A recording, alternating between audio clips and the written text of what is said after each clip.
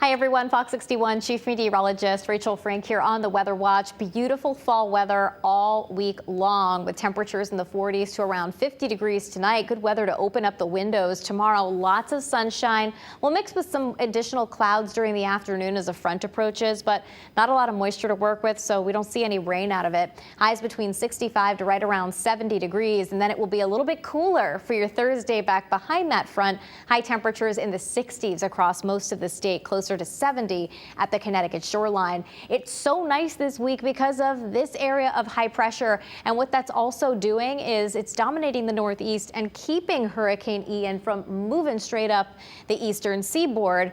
Eventually, as that area of high pressure starts to weaken, starts to shift a little farther north, there's a chance that we could see some of that moisture head our way, although it wouldn't really be Ian by that point. But we're not expecting anything significant. Even if that does happen, there's a chance for a shower from this over the weekend. Although, again, I would say that even if we were to get one, it would not be anything to write home about.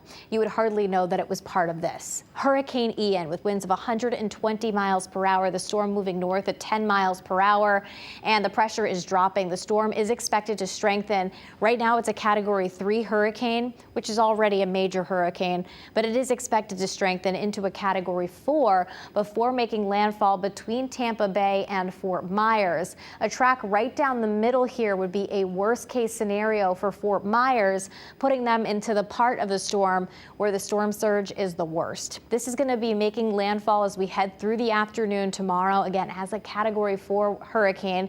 After making landfall, moving farther inland, slowly weakening, still dropping a lot of rain, and then it may actually end up going back out into the Atlantic Ocean for yet another landfall, or if it stays on the left side of the track, it could just stay farther inland. Either way, we've got some time to watch that.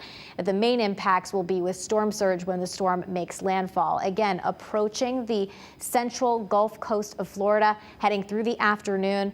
After that, starting to weaken as it moves farther inland. So here's a look at the storm surge impacts, and this is going to be that reasonable worst case scenario. That's what the National Hurricane Center provides so that people can prepare for that. 8 to 12 feet. Again, that's going to be that worst case scenario. Hopefully it's much less than that between Sarasota and Bonita Springs. From Bonita Springs and Naples, farther south, it's about 6 to 9 feet, and South Florida, as you head towards the tip and towards the Keys, about 3 to 5 feet there. Here's your Fox 61 7-day forecast, and as I mentioned before, we're looking at a pretty quiet week and definitely feeling like fall. Heading into the weekend, more clouds as some of that moisture from Ian heads our way. There is a chance for some showers from Ian on Sunday. Best chance for that would be towards the shoreline or southern areas, but it may just end up staying offshore at this point. And it does turn even cooler as we head into early next week with highs only in the low 60s. Your Shoreline 7-day forecast near 70 the next couple of days, and then 60s heading into this upcoming weekend.